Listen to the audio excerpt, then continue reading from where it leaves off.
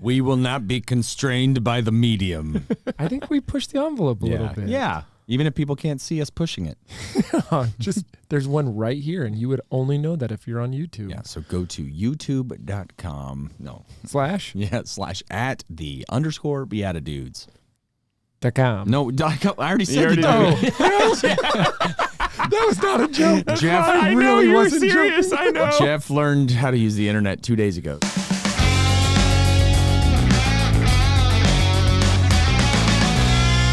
BeatiDudes! Yes.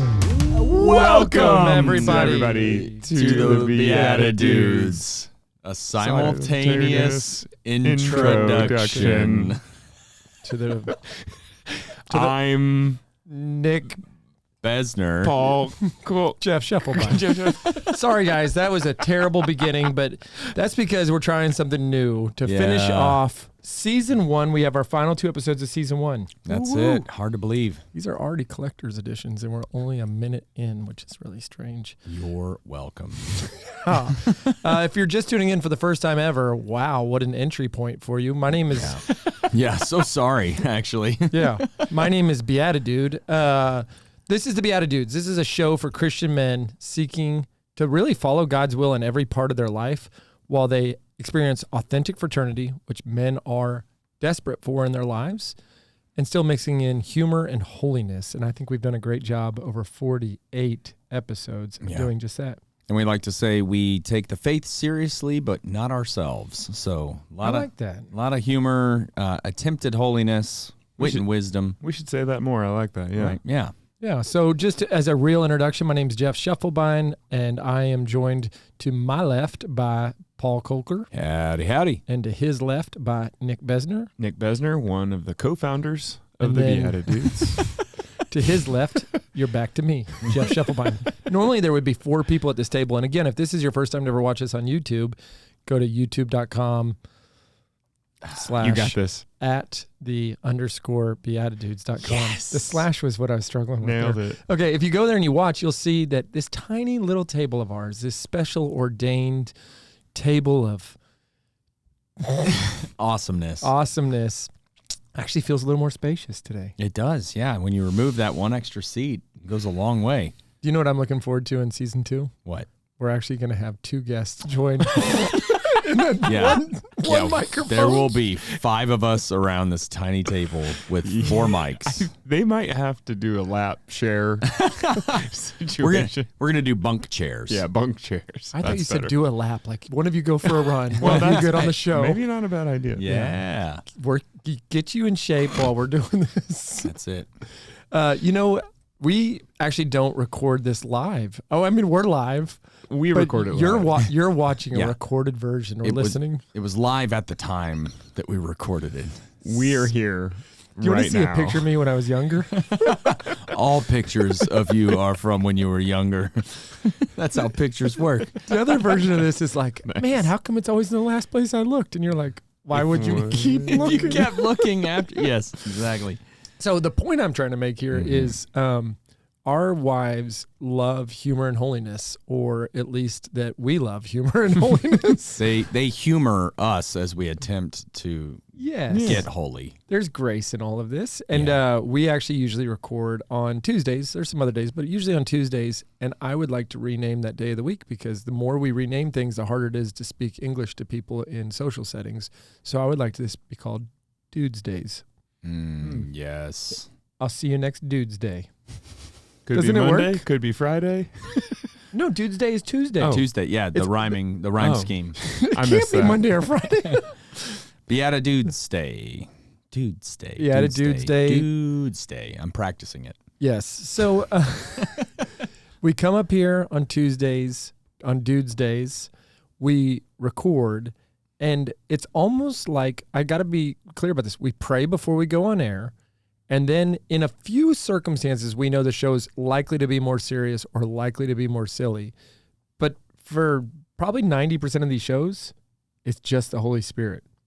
I thought we were going to go somewhere serious and I'm on the ground laughing, or I thought we were going to learn something new and I'm crying. Yeah. Learning Yeah. something new. Yeah. You know, when we first started, we recorded a trailer together, sitting just like this before we added that other chair. Oh, yeah. And we said you would laugh till you cry till you laugh. And then you said, Well, the second one we might be are kind of- those people. well, no, the Yeah. part where he says, that second one, crying till you, laughing, sorry. No, it was crying till you laugh. Yeah. But I think we've done it. I think we it's achieved happened. it. Yeah. It's happened at least twice, 3 times. Yeah. Check. Check that off the list. So we have in front of us an image on our side of all the different thumbnails of different shows that we've done together. Yep. Just pictures of our thumbs. So unique. So weird. Sorry. So good, Paul. This was my thumb on episode 3. Your quick wit is so quick. Your quick wit is quick. So it's interesting because I like to look back at these shows, and if you ever actually press play on one of our own shows, I mean, y'all should. You should go back and watch all of them if you're new to us or you have a favorite. But when I go back and watch them, I can't believe how many things I've either forgotten or in the moment I missed. This show, dudes, it's funny. Yeah. And it's formative. Well, and yeah, we're in it when we're recording it, obviously, and you think that it's impacting us in the moment, and it is in that moment, but then it's so funny how quickly afterwards it's like, wait, what was that moment or what happened? And so when I rewatch it, I'm surprised by so many different things. Yeah. And I'll see jokes that one of you makes, but I'm already in my head going into okay, now here's where the guest we could take next. And you'll say something so great, and then after the guest is talking, I'm like, oh, Nick just nailed one. Yeah. And it's real subtle or it's understated in the moment. Yeah. Or there's 4 other people talking at the same time, and you got to kind of sneak it in So corner pocket. I think this is my way of saying that we might be our biggest fans. I know you are. In Which fairness, is great. In fairness, we started that way as well. That's true. Yes. I love You've this got show. You've got to. I love this show. And I love that it's genuine belly laughing on a regular basis. And then all of a sudden we can talk about even the most recent episodes that we just did with Jason Shanks. You can go on a spiritual journey and get lost. There's no microphone. There's no headphones. You are in a totally different place. And I thought as we were prepping for the show, wouldn't it be fun to kind of reflect on some of those high notes from the silliness and the seriousness and the leaven and the levity. There's so many hashtag t-shirts coming out. Oh yeah, just you wait. Yeah. Well, speaking of t-shirts, I'm actually showing up today. This is the first day I didn't wear the BeatiDudes uniform. Well, I guess I've worn a lot of weird stuff on here, but this one is actually a shirt that's sold on Scott Williams' website. It's from the brand That One Sheep, part of the Sacrilegious Catholic Concepts, but it's Work Hard, Pray Hard, St. Joseph. Love it. Yeah. Love it. That's probably one of my favorite thinks that I think. Nailed it. What are the things you think? Of all the things I thought, I could Dr. Seuss you right now. Anyways, let's work hard and pray hard here on the show for all the great people listening to episode number 49. Let's start off with some of our more humorous belly laughing times. Anything come to mind for either one of you just to kind of start off there? Yeah, I got one. take it away. I just looking at these thumbnails, it wasn't on my radar, and then I saw Father Edwin, and this one just jumped out at me too for some reason. Just the way that he completely froze and turned beet red when we surprised him and said, "Okay, you're going to sing a Taylor Swift song." Yeah. I mean, of all the things on his list to expect, that was probably at the bottom of the list. Very bottom. Do you know he was very sharp, and I think I ended up maybe singing more than he did on that one because I was trying to save him after I put him in a corner. You were trying to entice him. It's very weird. I'll sing with you, Father. Yeah. Yeah, come on. But he nailed us. He kind of reversed it on us that he was going to give out BeatiDudes stickers as penance for people after confession. That's right. I forgot that line. I was That's like, right. that's pretty good. Because he had to rush off to confession right That's after the right. That's recording, right. and you were Yeah. like, here, hand these out. And he was like, yeah, as penance. A line was forming, and he was going to go give out Yeah. BeatiDudes Yeah. stickers. Here, stare at these faces and contemplate mortality. There you go. Exactly. What about you, Paul? Anything jump out to you? Well, I was thinking about that specific episode with Dave Moore. As a movie villain, what do others find irresistible about you? the way I walk after a Cracker Barrel buffet.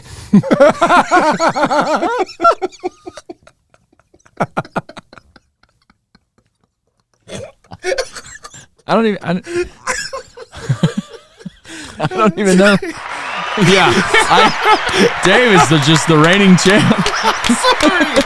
A theologian is one who prays, and one who prays is a theologian. And I've come to this realization that as we run across or encounter people who have been completely consumed and taken by that of the world and the ideologies of the world, simply challenging that they encounter or just exercise that of prayer can sometimes be our bringing of the 5 loaves and 2 fish, and then we trust that God brings forth the multiplication and the miracle.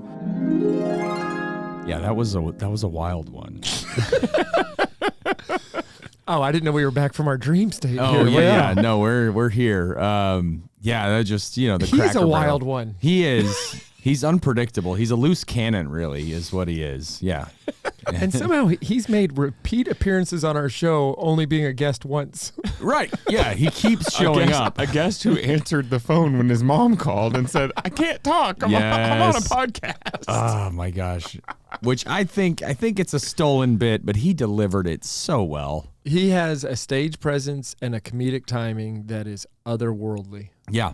Yeah, and you can't put your finger on it exactly. Like, I don't know. I feel like I'm too logical with my comedy or whatever. And I'm not saying he's illogical. I'm just saying that he's just like off the walls. So completely. And, and I think that the other one that was pretty off the walls, but it's magnetic to listen to, is Edmund Mitchell. I mean, that guy. We were playing our Blessed Are the Joke Makers, and we're all doing this like short little 3-6 word bit, and he goes into an entire character at the. He turns to me, and you know what? As a matter monologue. of fact, I would like to reflect on that one right now. As a funeral director, when Jesus comes again, he will talk about blank first. Listen, Paul, really glad that you came to Mitchell Funeral Homes Incorporated. It's really nice to have you here. Really sorry for your family and your loss. Thank you. Yes. Your grandmother was very young and a daredevil. Yeah, she rode motorbikes. We did the best we could to reattach her head to her body. But we want to talk about our casket options here. Okay. And I know a lot of people, they go mid-tier, low to mid-tier. But I really want you to think about it. I know you're a Catholic, right? Right, absolutely. Listen, I'm not a Bible-reading man, but I do know that when Jesus comes back, first thing he's going to talk to us about is what kind of caskets we've been putting our loved ones in. Because they're going to come back. They're going to come back. The dead will rise again. Am I right, Paul? Amen. Now listen, do you want Grandma Joe to wake up inside some cardboard pine apple crate, or do you want her waking up in the bring it in the casket 3000 XL? Now you tell me when you got to look your resurrected Grandma Joe in the eyes. She's gonna know. She's gonna know. What are all her bridge friends going to be saying about that casket when they come up? Exactly. And listen, you can't take the money with you, but you can definitely bury your Grandma Joe with it. I'm actually his assistant. I'm just here to hard pressure you. This is the most elaborate answer I think we've ever had. Okay, that was incredible. Paul, I don't know how do you keep a straight face when we're in dream states. You're really good at that. I just smile big. Part of my brain actually powers down. I'm just stuck there that's a break. Yeah, exactly. Time out. No, Edmund Mitchell though, like if ADD was a person you could interact with at a table, I just feel like that episode for sure. That episode was just all of that. Invite ADT. That's the security company. Yeah. Which you started thinking about because you have ADD. And I got security after meeting Edmund Mitchell. Yeah, how's that restraining order holding up? Yeah. Here's another great one. John Cannon is a pretty serious guy, an extremely upstanding leader in the Catholic Church, Ivy League educated, worked in D.C., worked in big banks, was a monk, goes through this whole discernment. And then the question I asked the guy is, did you ever dunk on a monk? Yeah. Incredible. Well, and then Kevin Fitzpatrick right out of the gate, our first goodness. episode. I love that he called us out, and he was like, well, I was going to try to be polite, but then you guys go and call yourselves idiots. Complete idiots. Yeah, that's right. You know, we've learned a lot recording this show. What people don't know is that Kevin Fitzpatrick episode, we never pressed record on the microphones. Oh, that was the first one. Yeah, the very first one. The real first one. We got 30 is minutes. lost. 30 minutes into it. Yep. And I look at Jeff. I say, "Hey, all right, turn the record button back on." After the commercial. yeah, after the commercial, hit the record button again, and then you froze and stared at it. I've never done that in my life. Never pressed that button before. Oh, Yeah, that was not Oh. funny. no, That doesn't make this list, and I feel like that's a good time to transition to the serious. Sure. Yeah. What is some of the times that have either been formative or emotional for you? I'll start off. I mean, I think this one's pretty obvious, but if you've never listened to the show before, I would highly encourage you to go back to all these episodes, every one of them. Binge watching is okay if it's humor and holiness. And it was Todd Storch. Todd Storch talking about really the journey he went on when his daughter passed away from a ski accident and the tough decisions they had to make in the recovery and the beautiful poem that his daughter wrote about her life just a week or so before her passing, like this gift that continues both in organ donation through her organs, in the writings that she had, and even then we played a little recording of my daughter reading it. I surprised you guys with that. And I had only maybe listened to that recording once before, and man, that's a hard show to listen to, but not for a bad reason. But I for can't something. remember crying harder. Yeah. It's been a long time, Yeah. No, that was pretty but intense. so good.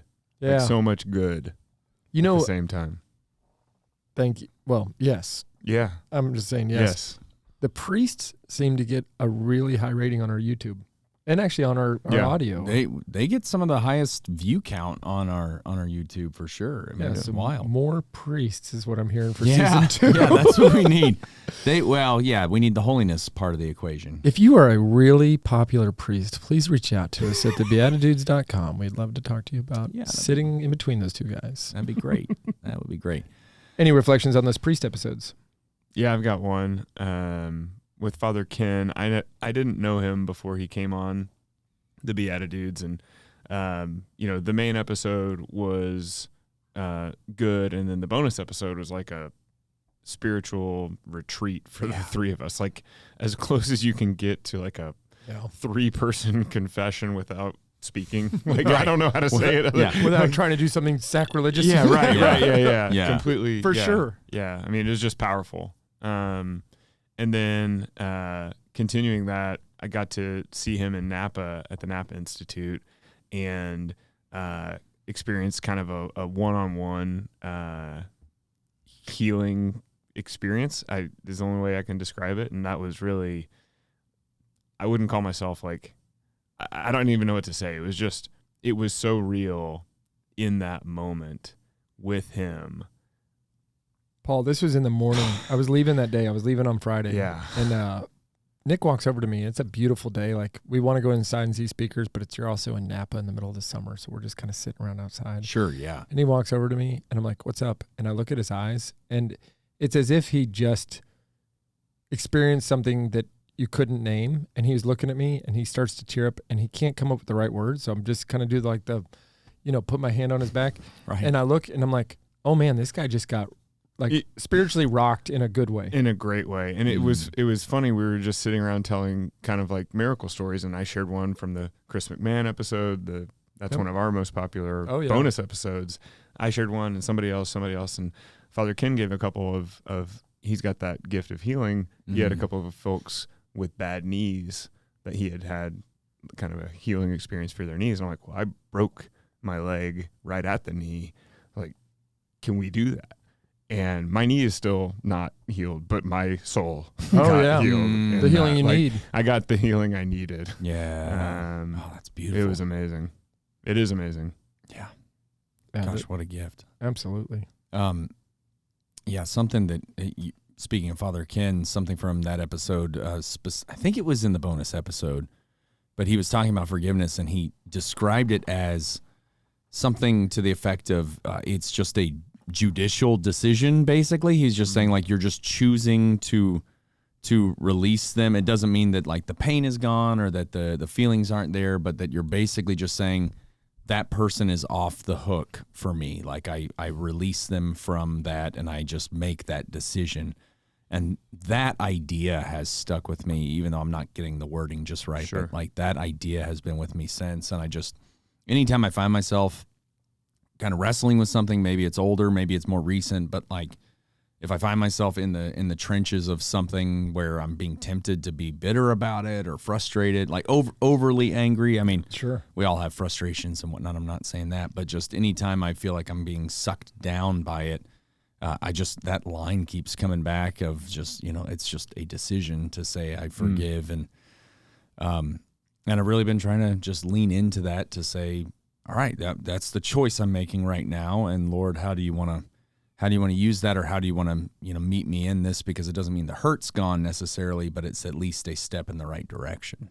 Yeah. I think when you're building authentic fraternity like this, or you're trying to build a culture in an organization, and the BeatiDudes is an organization, it's critical to spend time together. It's critical to go through journeys and experiences together. And for anybody listening, three of us haven't had a lot of chances to hang out outside of the show. Now, we know each other, we support each other, we see each other. Sure. But to say that we've it's not like we've gone on a retreat somewhere or whatever. Yeah. What I think about that Father Ken Geraci episode that's so fascinating to me is the three of us did go on a retreat. Yeah.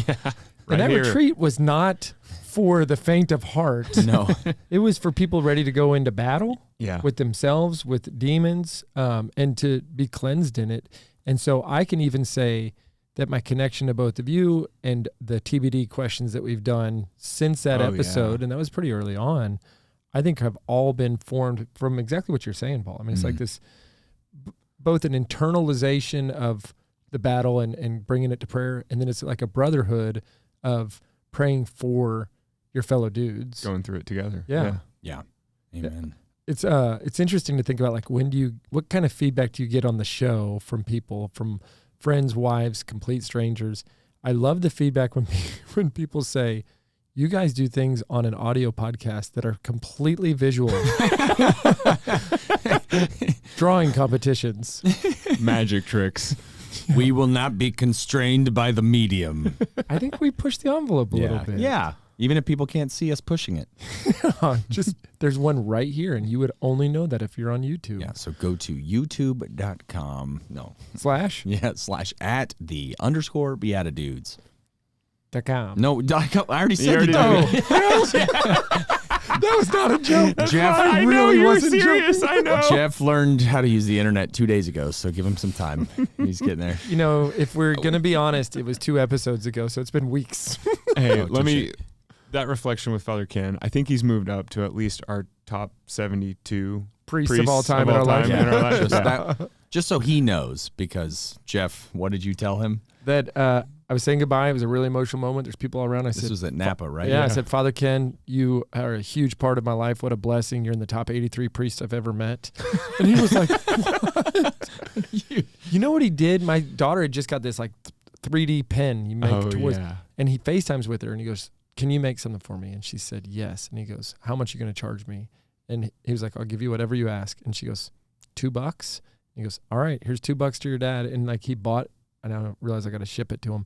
But he was like, I would have given her the 50 in my pocket. And I'm like, Lorelai, we got to work on this.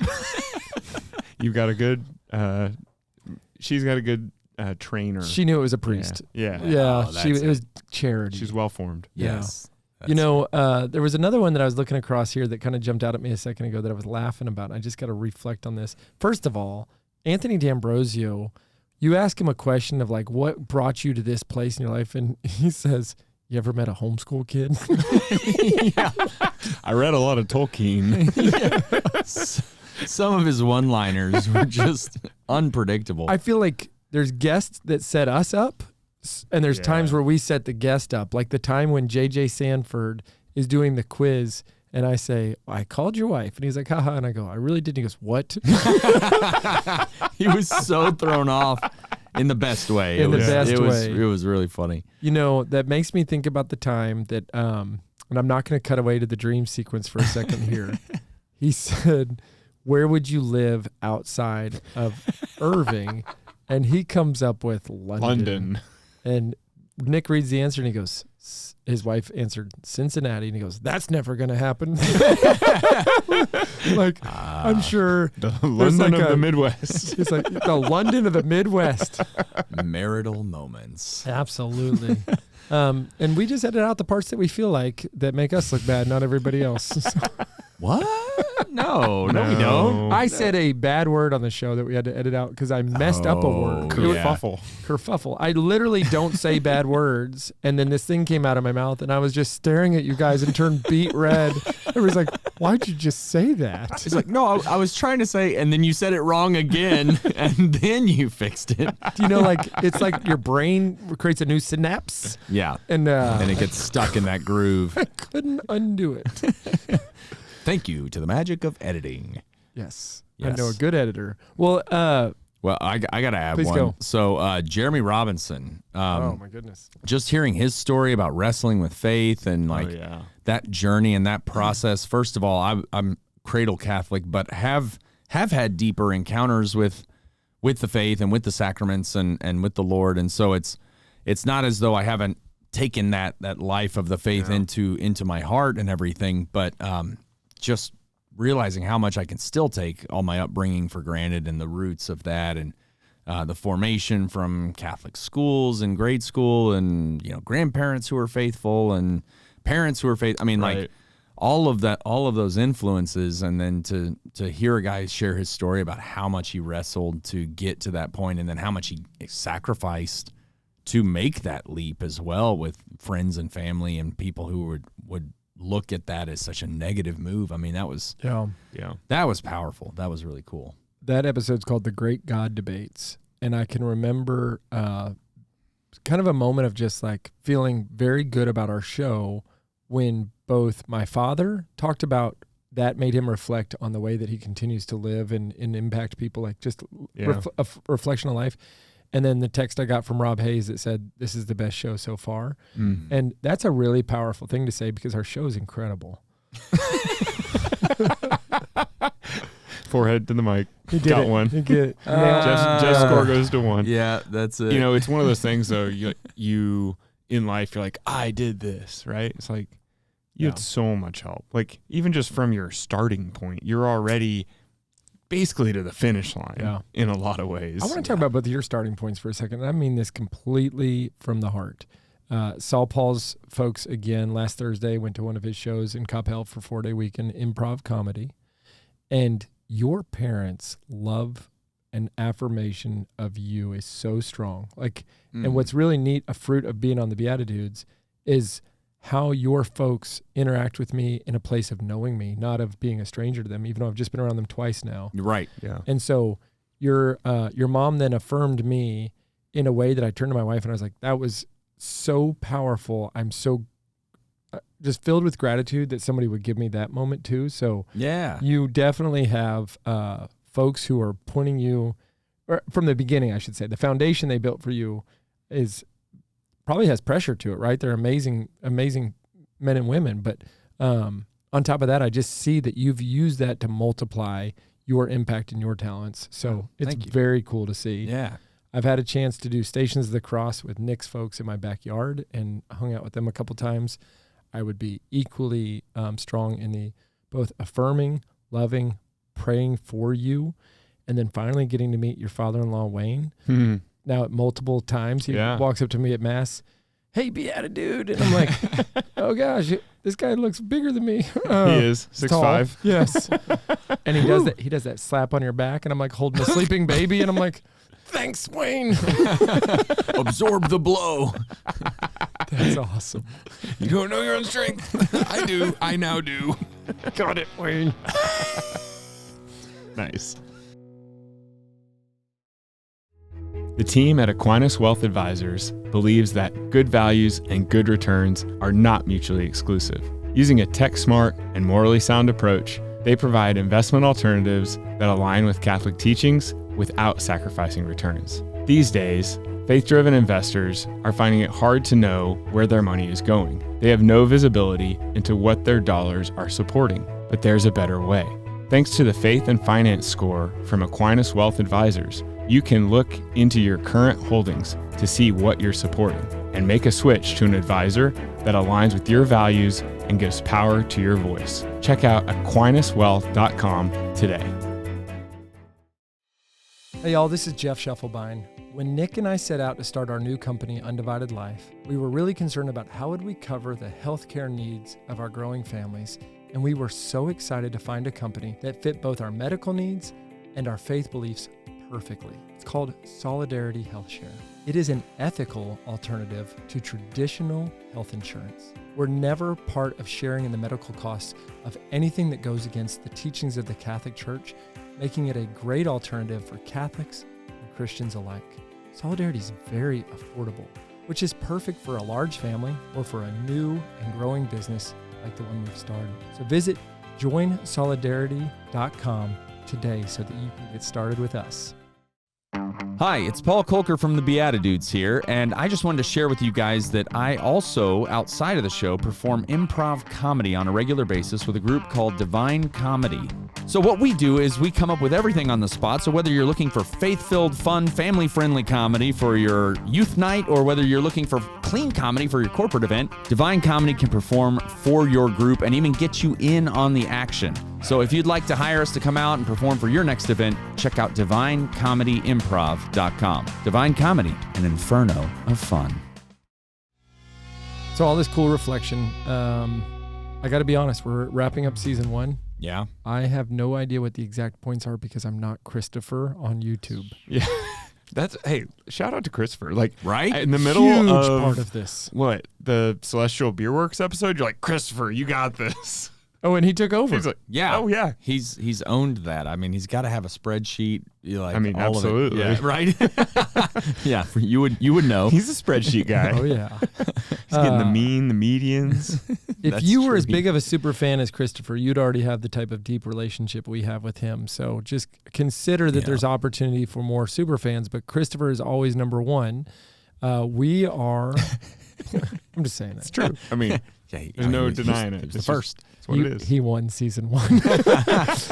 No, but we're going to get a final point tally, and then we're actually going to do a special bonus show in between season 1 and season 2. Just a quick little 5 minutes. Christopher's calling into the show. He's going to remain the mysterious man behind the scenes. And so I am really looking forward to having him on there. And by the way, his commentary creates some pretty incredible catechesis and reflection. Discussion. And plays along with the TBD games. Yeah. So what a gem. Whatever we're paying you, double it. Just did. Yep. Yep. You can put that in the show notes, Christopher.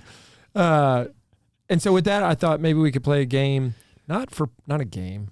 I'm just going to kick it over to you, Paul, for our reverse Simpsons without a guest. Yeah, that's right. This is wild. This is the first time we've done this without a guest. So, reverse Simpsons for today. As many of you know, if you've been following along these mini episodes, I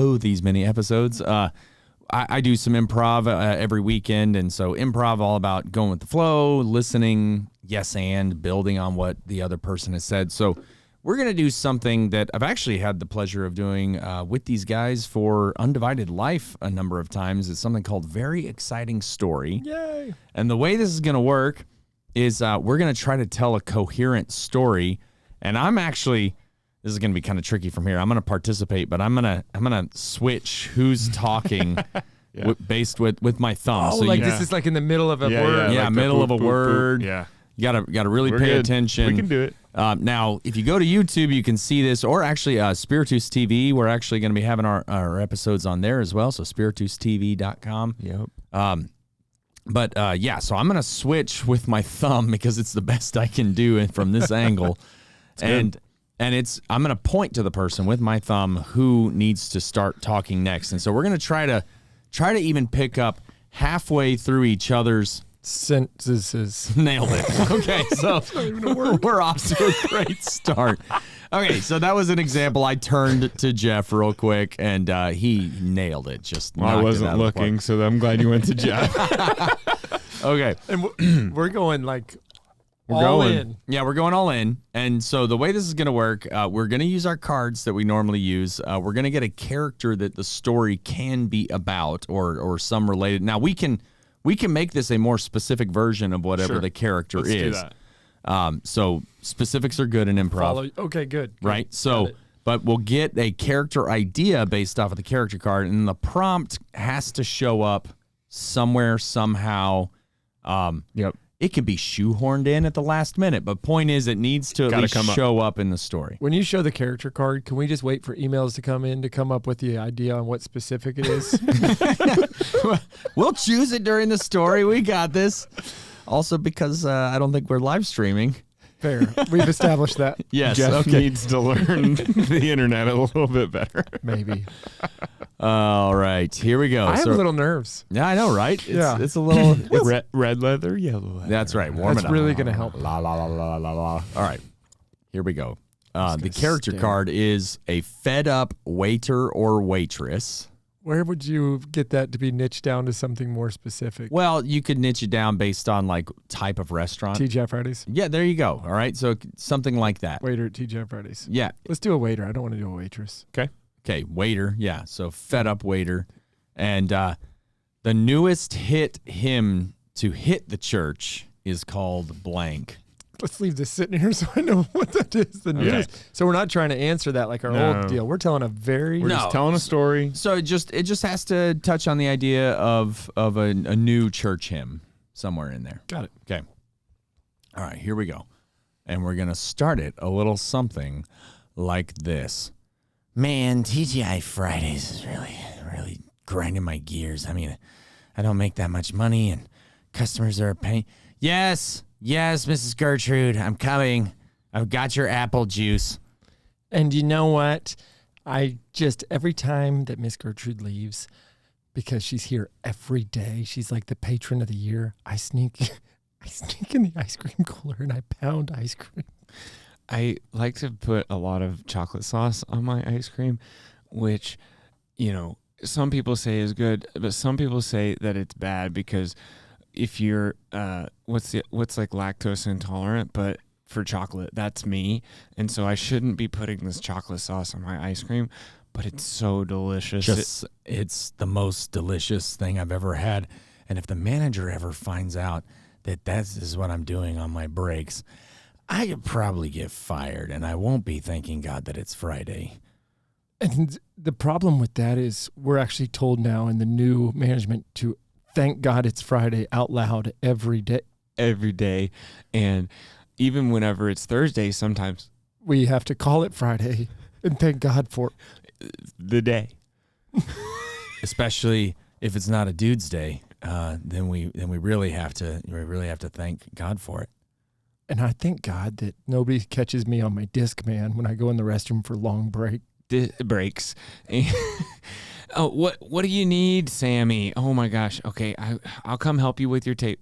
And clear it all off. And did Mrs. Gertrude leave her teeth again? Okay, hold on. Let me gather all of the stuff that Miss Gertrude's left over the last month, and just thank God it's Friday.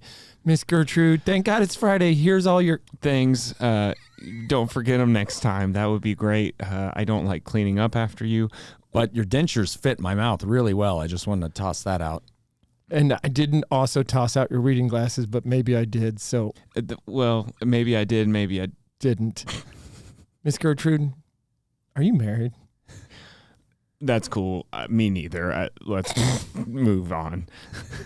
So moving on, I actually followed Miss Gertrude home one day.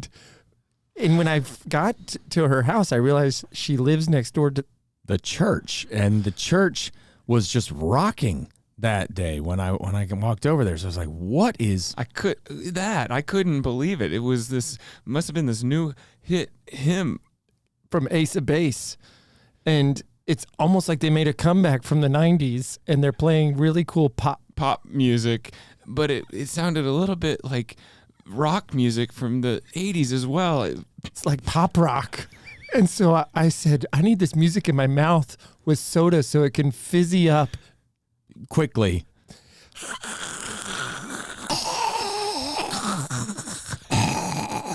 your stomach's going to explode. Don't do this for so long. That's what my mom told me. And so I started to sing the song that they taught me. Diet Coke and Mentos. That's what I had just consumed, but I wanted the feeling of that in my soul. And not my mouth or my stomach. And so I shouted, thank God it's Friday. And scene.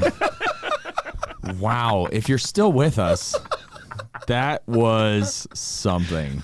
How do you not part? I enjoy it so much that I start making this. You paused at one point and just shifted complete tone and inflection in your voice. It was amazing. I love that. Yeah, there was like this undergirding, like rumble in the Bronx thing going on. I went back in time and I could feel those things popping around in your mouth. Like, yeah. Oh, Pop Rocks and soda. Yeah. listen. And you put your ear up next to your head up next to his ear. Yeah, that's what it's like to be a BeatiDudes listener, is Pop Rocks on your drive home. Yes.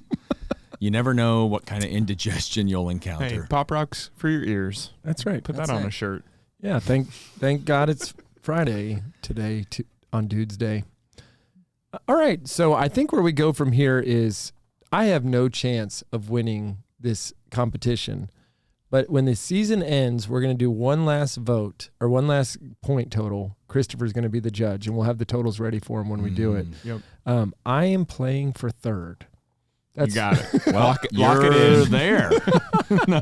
Well, yep. As long as we don't count all the guests that are ahead of me too. Oh shoot! Yeah. Well, then in that case, I think Giancarlo beats all of us. Yeah, he did get magic points. Magic points. So he has like 185,000, I think. Yeah. If you want to see how he did that, you got to watch the YouTube version for the magic points that he got. Yes, they were pretty incredible. Pretty incredible. All right. Well, things are going to change in season 2, but before we get there, we're actually going to have our final episode, which is going to be a special time of prayer and reflection as we thank God for our work so far.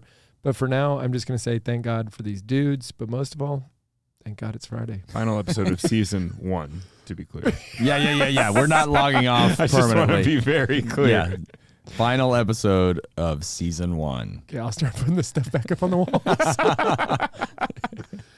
All right. Well, we'll see you on season 2. We'll see you in episode 50.